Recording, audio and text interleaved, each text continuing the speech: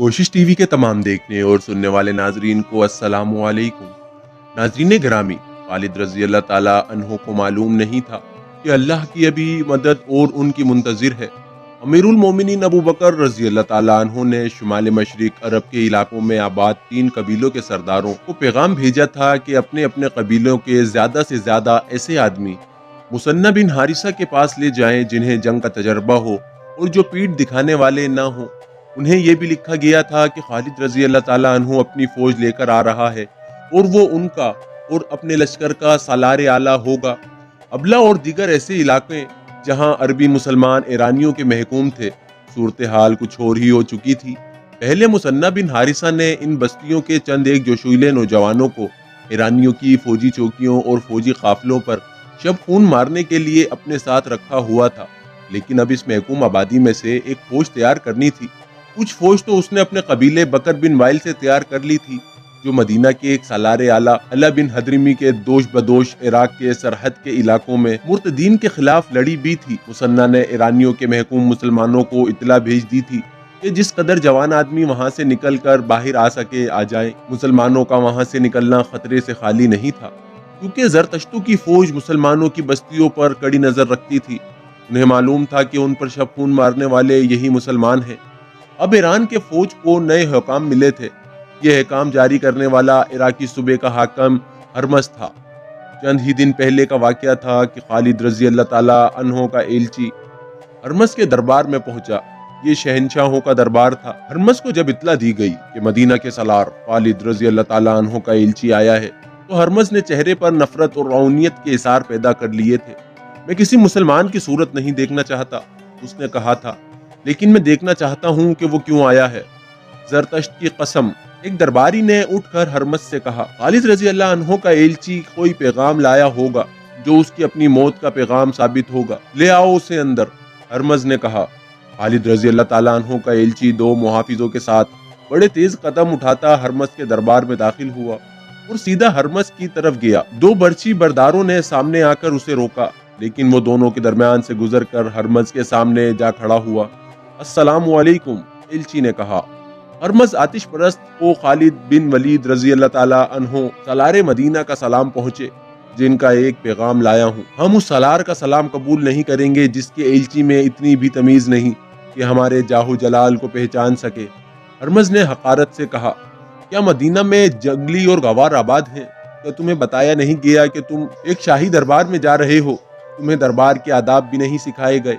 मुसलमान सिर्फ अल्लाह के दरबार के आदाब से आगाह होता है।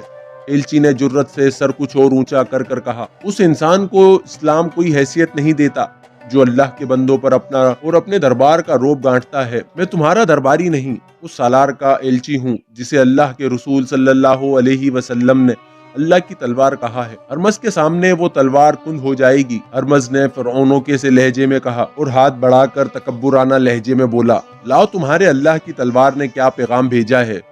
एलची ने पैगाम उसके हाथ में दे दिया, जो वो इस तरह पढ़ने लगा जैसे अजराहे मजाक उसने एक हाथ में ले लिया हो। पैगाम पढ़कर उसने उसे मुट्ठी में इस तरह चुड़ मुड़ कर दिया जैसे ये एक रद्दी का टुकड़ा हो जिसे वो फेंक देगा। क्या कीड़े मकोड़े ये ख्वाब देख रहे हैं कि वो एक चट्टान से टक्कर ले सकेंगे? हरमस ने कहा, क्या मदीने वालों को किसी ने बताया नहीं कि हरकल भी इस चट्टान से सर टकराकर अपना सर फोड़ चुका है? क्या हम तुम्हें अपनी फौज की एक झलक दिखाएं ताकि तुम अपने सालार को और अपने खलीफा को बता सको कि इराक की सरहदों की तरफ देखने की भी जुर्रत ना करें। मुझे सालार आला ने सिर्फ ये हुक्म दिया था कि ये पैगाम हरमस तक पहुंचाकर इसका जवाब लाऊं। एलची ने कहा, तो तुम्हारी किसी बात का जवाब नहीं दे सकता क्योंकि मुझे ऐसा कोई हुक्म नहीं मिला। तुम जैसे एलची के साथ हम ये सलूक किया करते हैं कि उसे कैद खाने में फेंक देते हैं। हरमस ने कहा, अगर हम रहम करें तो उसे कैद खाने की अजियत से बचाने के लिए जल्लाद के हवाले कर देते हैं। मेरी जान मेरे अल्लाह के हाथ में है, एलची ने पहले से ज्यादा जुर्रत से कहा। अगर तुम मुसलमान होते तो तुम्हें इल्म होता कि मेहमान के साथ क्या सलूक किया जाता है, लेकिन अल्लाह के मुनकिर और आग के पुजारी से इससे बेहतर सलूक की तवक्का नहीं रखी जा सकती। मुझे जिल्लात के हवाले कर दो, लेकिन ये सोच लो कि मुसलमान मेरे और मेरे मुहाफिजों के खून के एक एक कतरे का इंतकाम लेंगे। हरमस बिदक कर सीधा हो बैठा। गुस्से से उसकी आंखें लाल सुर्ख हो गईं। वैसी ही सुर्खी उसके चेहरे पर आ गई जैसे वो खालिद रजी अल्लाह ताला अन्हु के इस एलची को कच्चा चबा जाएगा। निकाल दो इसे हमारे दरबार से, हरमज ने गरज कर कहा। 4-5 दरबारी जिनके हाथों में बर्छियां थी तेजी से आगे बढ़े। एलची के दोनों मुहाफिजों ने तलवारें निकाल ली। पहले वो दोनों एलची के पीछे खड़े थे, अब वो एलची के पहलुओं में इस तरह खड़े हो गए कि उनकी पीठें एलची की तरफ थी। हरमज, एलची ने बारोब लहजे में कहा, जंगजू मैदान जंग में लड़ा करते हैं, अपनी ताकत का घमंड अपने दरबार में न दिखा। मुझे अपने सालार के पैगाम का जवाब मिल गया है।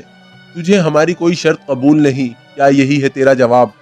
निकल जाओ इस दरबार से, हरमज ने गुस्से से कांपती हुई बुलंद आवाज में कहा। अपने सालार से कहना कि मेरी ताकत को मैदान जंग में आजमा ले।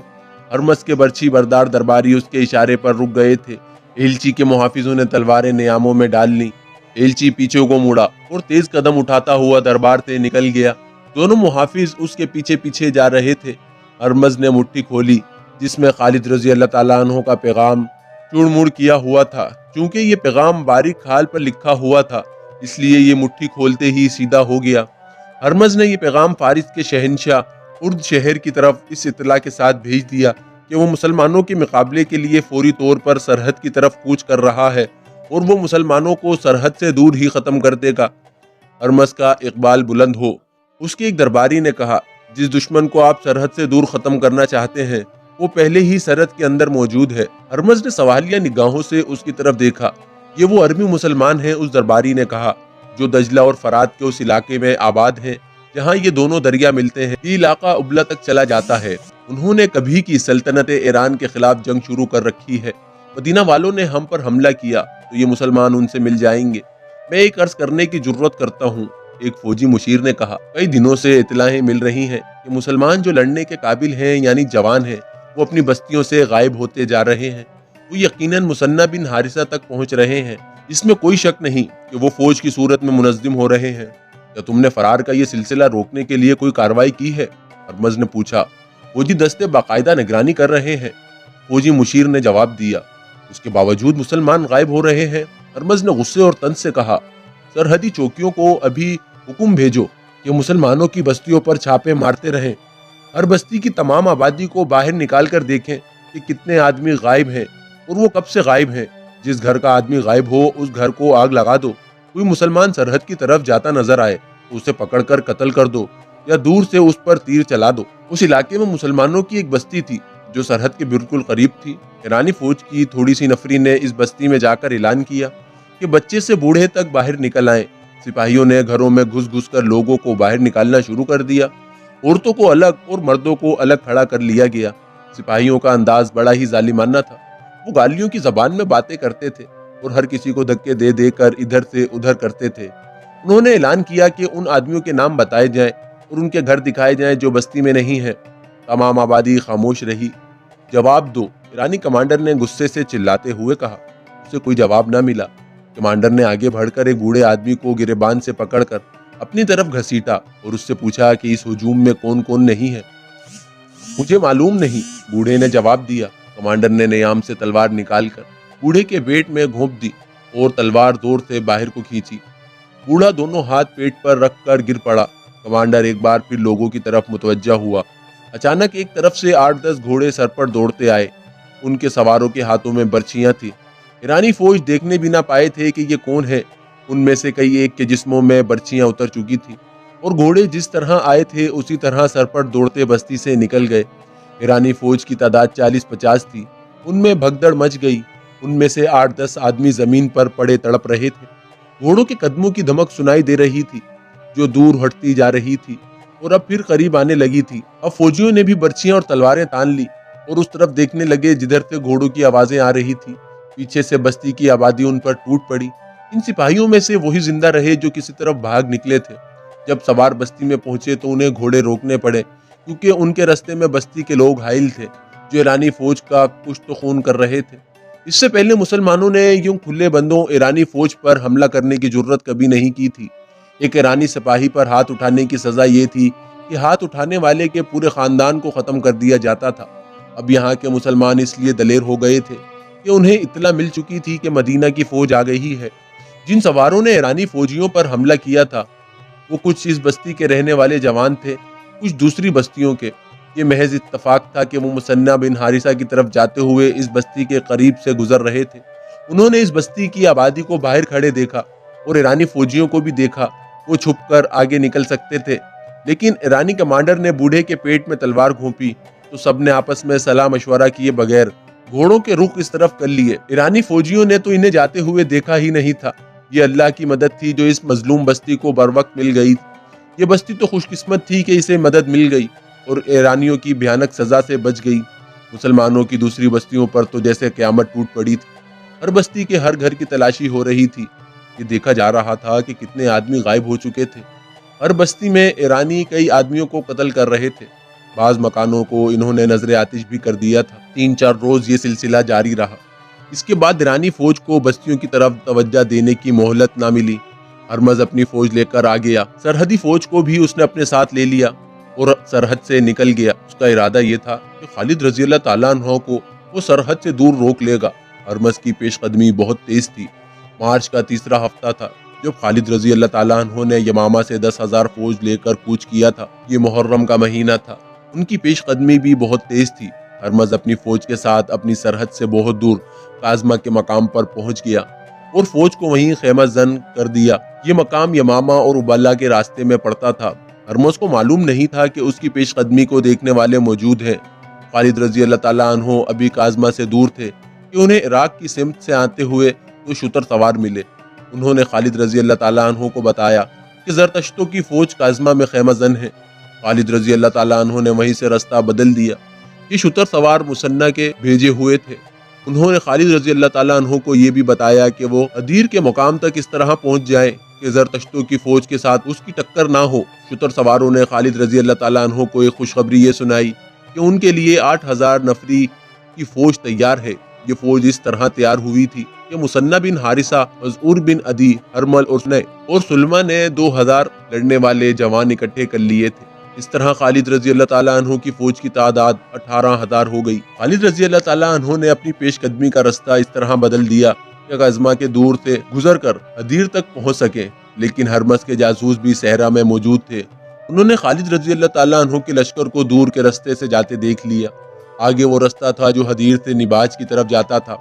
ہرمز نے اپنی فوج کو خیمے اکھاڑنے اور بہت تھوڑے وقت میں حدیر کی جانب کوچ کرنے کا حکم دیا۔ حدیر کے ارد گرد پانی کے کنویں موجود تھے۔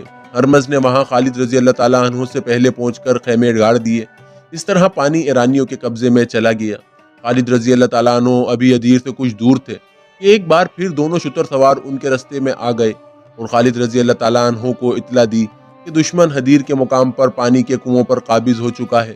خالد رضی اللہ تعالیٰ عنہ نے کچھ اور آگے جا کر ایسی جگہ پڑاؤ کا حکم دے دیا جہاں دور دور تک پانی کی ایک بوند نہیں مل سکتی تھی۔ فوج نے وہاں پڑاؤ تو ڈال دیا، لیکن خالد رضی اللہ تعالیٰ عنہ کو بتایا گیا کہ فوج میں بے اطمینانی پائی جاتی ہے کہ پڑاؤ ایسی جگہ کیا گیا ہے جہاں دور دور تک پانی کا نام و نشان نہیں۔ میں نے کچھ سوچ کر یہاں پڑاؤ کیا ہے۔ خالد رضی اللہ تعالیٰ عنہ نے کہا، تمام لشکر سے کہو کہ دشمن اگر پانی پر قابض ہے تو پریشان نہ ہو۔ ہماری پہلی لڑائی پانی کے لیے ہوگی۔ پانی اسی کو ملے گا جو جان کی بازی لگا کر لڑے گا۔ تم نے دشمن کو پانی سے محروم کر دیا تو سمجھو کہ تم نے جنگ جیت لی۔ سالار اعلیٰ کا یہ پیغام سارے لشکر کو سنا دیا گیا اور سب ایک خون ریز جنگ لڑنے کے لیے تیار ہو گئے۔ اب لشکر کی نفری 18,000 ہو گئی تھی۔ مثنہ بن حارثہ باقی کی نفری اپنی ساتھ لیے خالد رضی اللہ تعالیٰ عنہ سے آ ملے تھے۔ خالد رضی اللہ تعالیٰ عنہ نے جو ایلچی ہرمز کے پاس بھیجا تھا وہ بھی اسی پڑاؤ میں خالد رضی اللہ تعالیٰ عنہ کے پاس آیا اور بتایا کہ ہرمز نے اس کے ساتھ کیا توہین آمیز سلوک کیا تھا۔ اس کی 1,00,000 درہم کی ٹوپی نے اس کا دماغ خراب کر رکھا ہے۔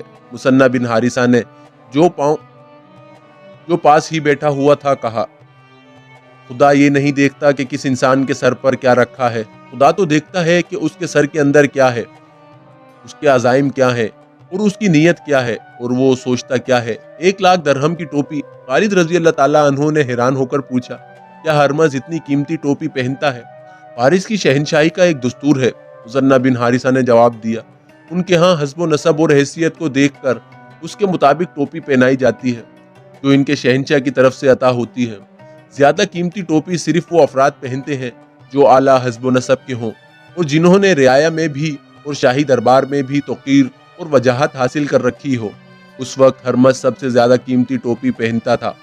कोई और 1 लाख दरहम की टोपी नहीं पहन सकता। इस टोपी में बेशकीमत हीरे लगे हुए हैं और इसकी कलगी भी बहुत कीमती है। फिर उन्होंने अपने सरों पर खुदाई टोपियां सजा ली थी। खालिद रजी अल्लाह ताला अन्हु ने कहा, कहाँ हैं वो, कहाँ हैं उनकी टोपियां? मुझे किसी की बेशकीमत टोपी मरूब नहीं कर सकती, ना किसी की टोपी तलवार के वार को रोक सकती है।